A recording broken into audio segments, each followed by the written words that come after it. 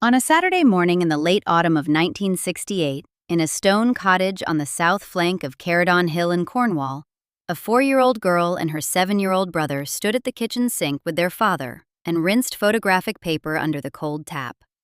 Their father had brought the prints that morning and wanted to show them how the image forms.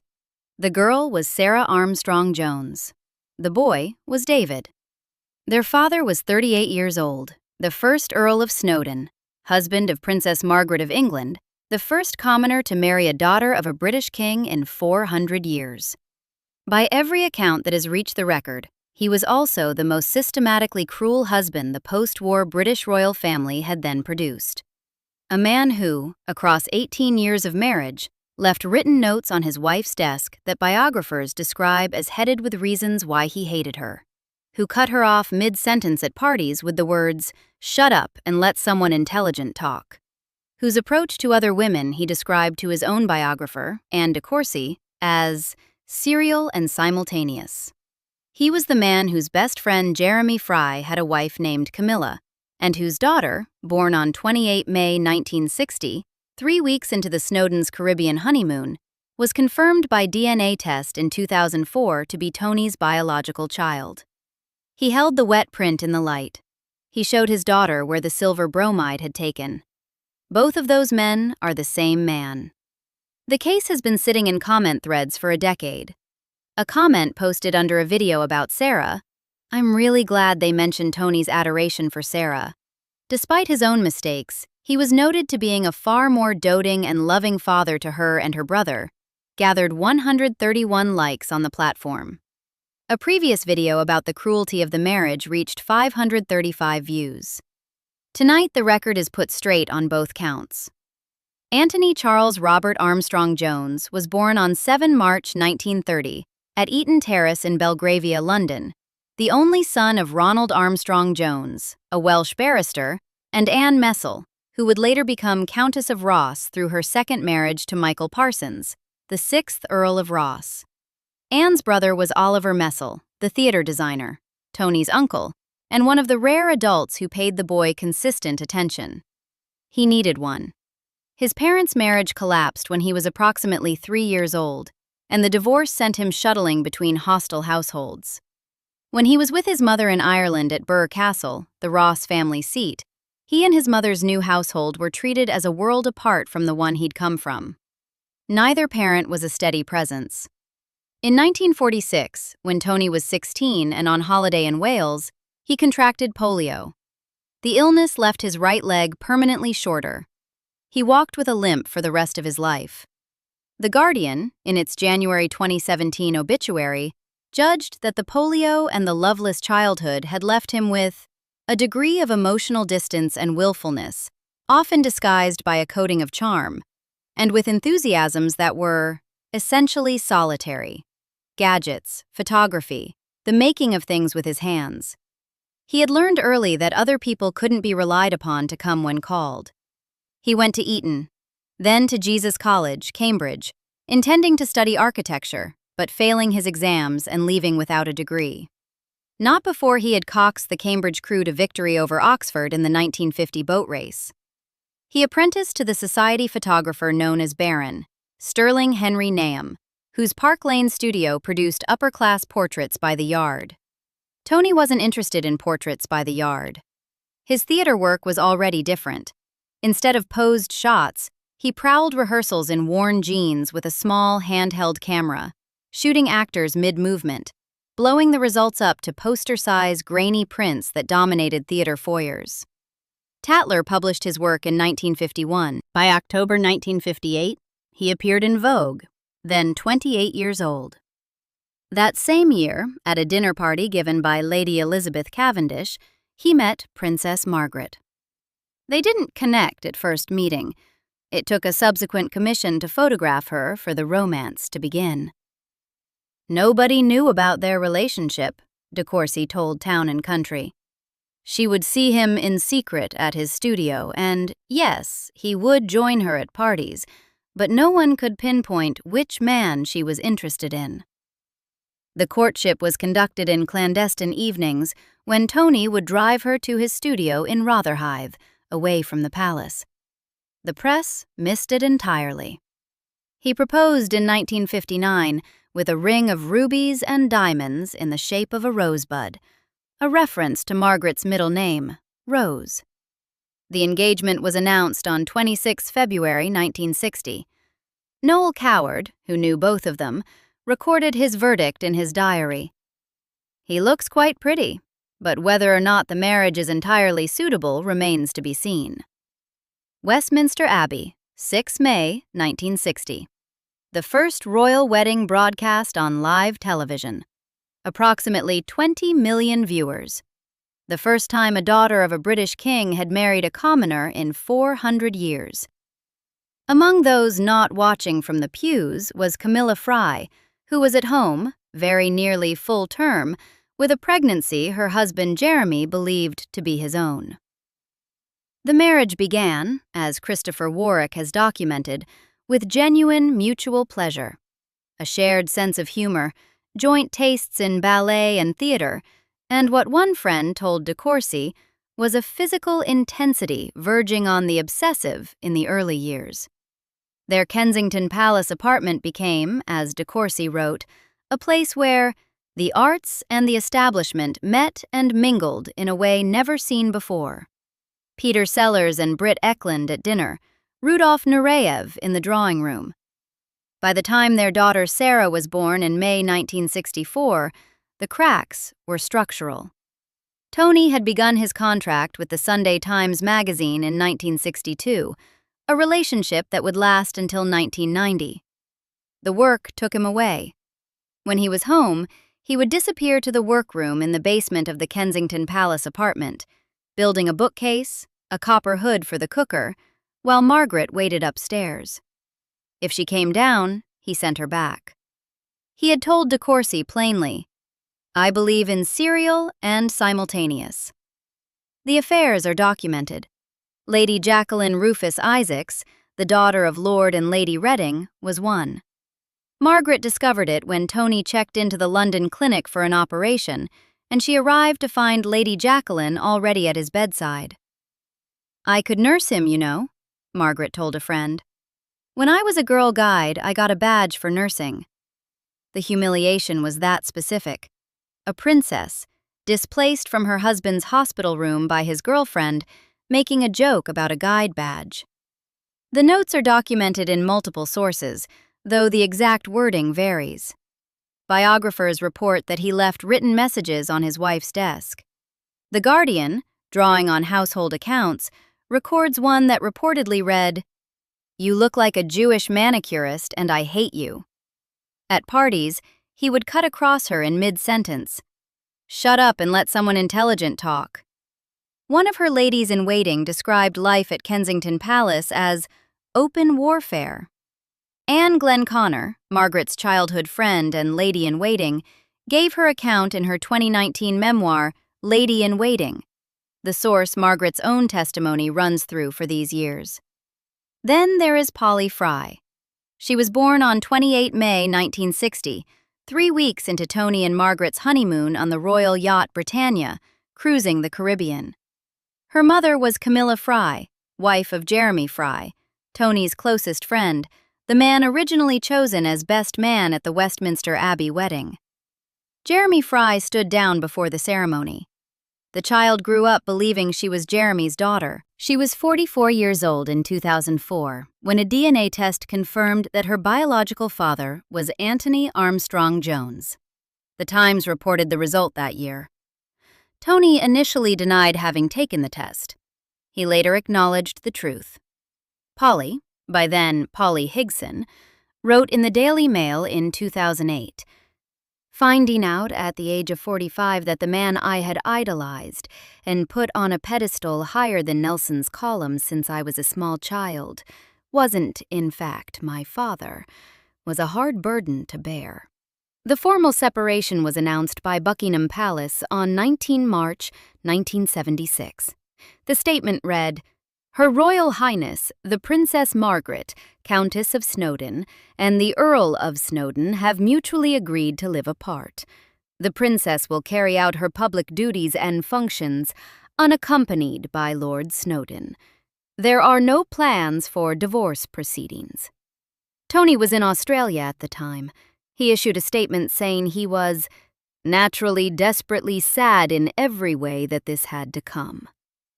Glenn Connor's memoir records that Tony subsequently pushed Margaret toward a divorce when his relationship with Lucy Lindsay Hogg produced a pregnancy. The divorce was finalized on 11 July 1978, the first in the immediate royal family since Henry VIII's annulment of his marriage to Anne of Cleves, more than 4 centuries earlier.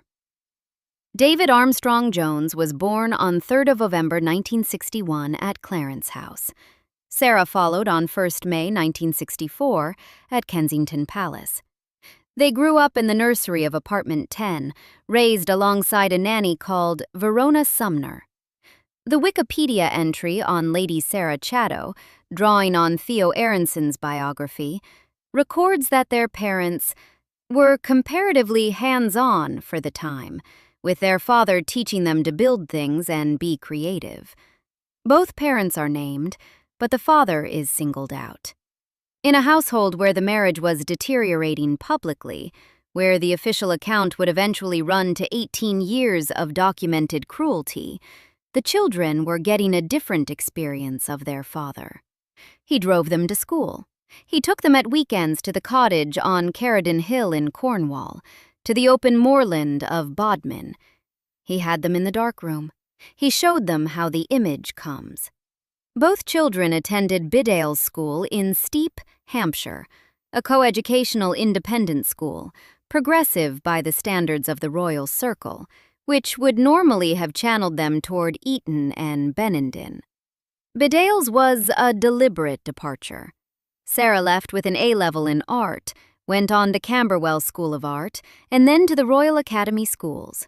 David left and began building toward what would become Linley, David Linley Furniture Limited, founded in 1985, a bespoke design and furniture company that established itself prominently on Pimlico Road.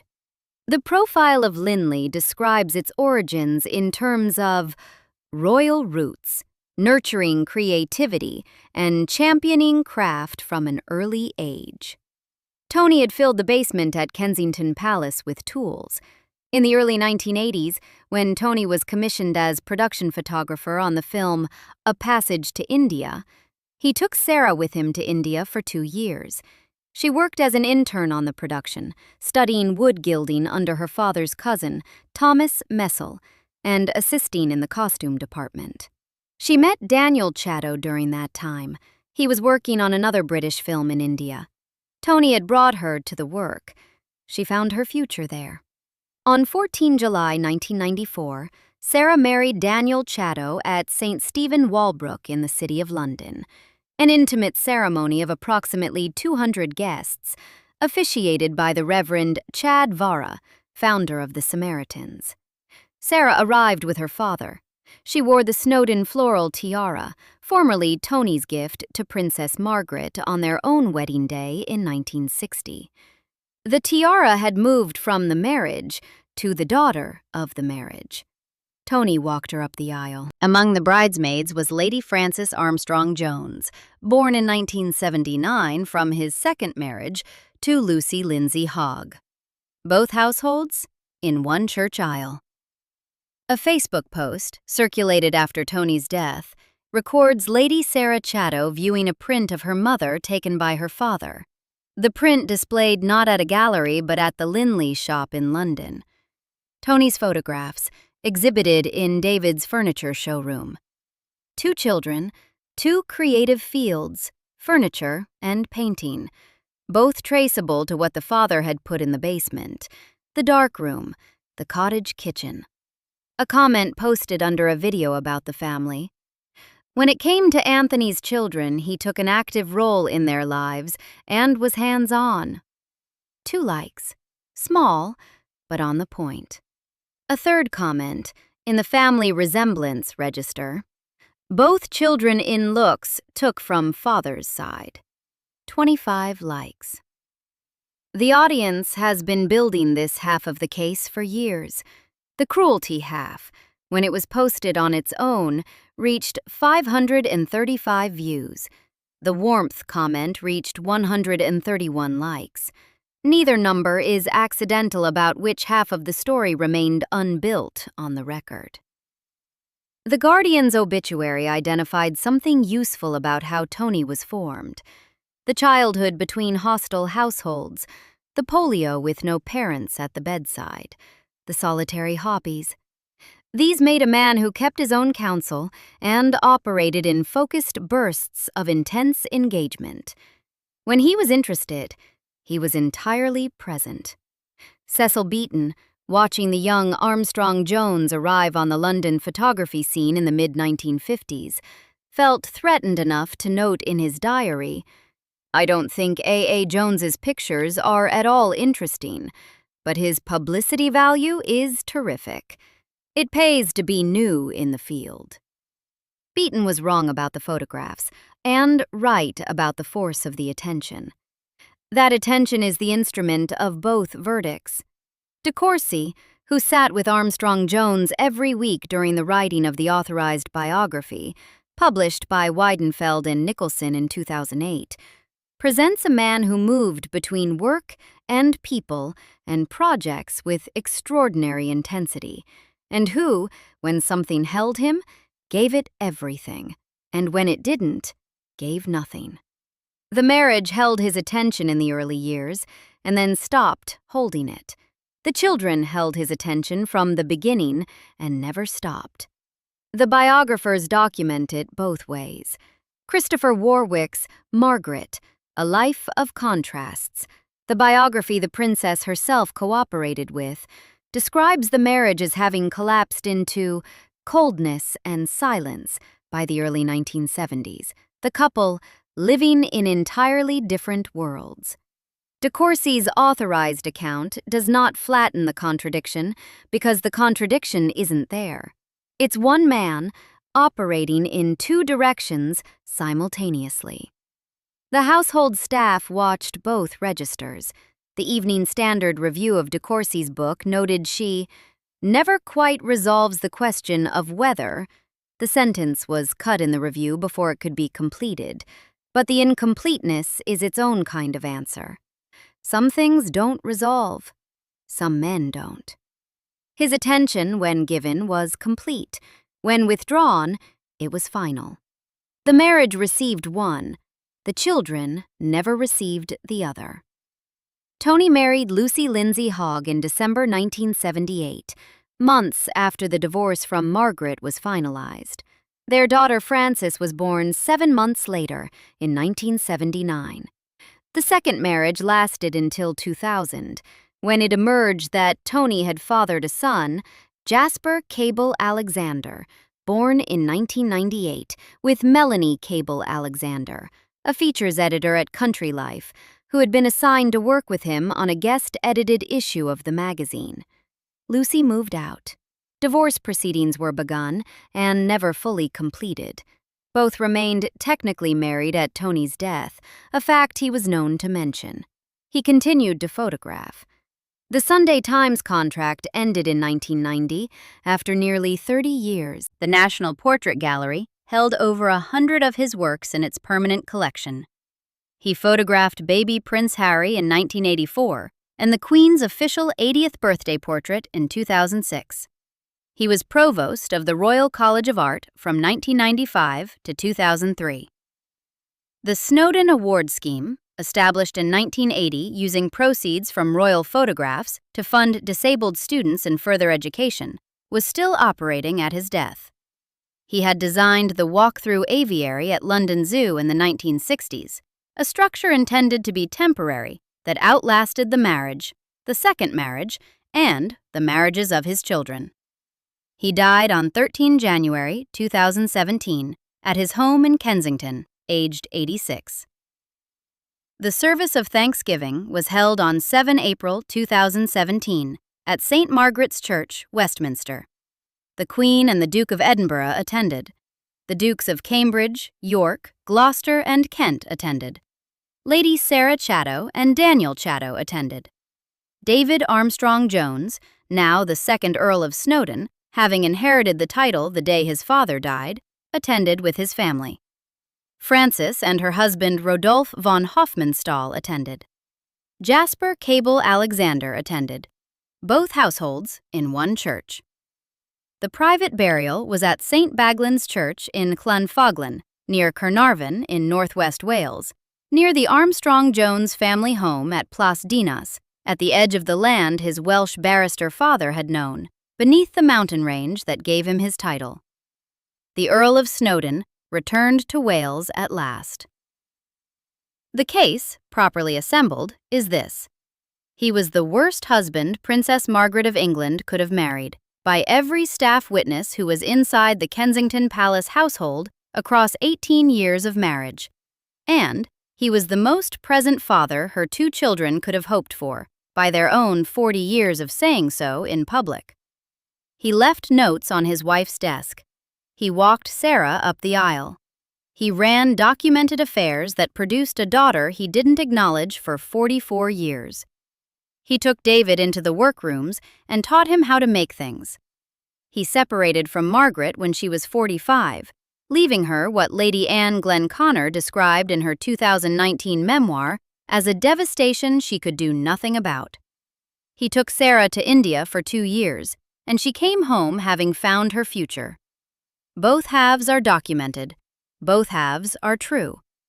The audience has been putting them together in the comments for a decade, and the 131 likes on the warmth comment is the audience writing the verdict on their own keyboards. The same man. He taught his 4-year-old daughter how to develop a photograph at the kitchen sink of a cottage in Cornwall. He took his small son into the workshops and filled his childhood with making. He walked his daughter up the aisle in the tiara he had given her mother on their own wedding day. He stood at the door of the Linley shop in the photographs of his son's working life. His attention, when given, was complete. When withdrawn, it was final. He took it from the marriage. He never took it from the children. Both verdicts on the record, held at the same time, in the same household, for the same 18 years. That is the case. The audience has been telling the channel for a decade. The engine fires both ways. If you want more stories told with this degree of care and precision, subscribing is the simplest way to make sure you don't miss the next one.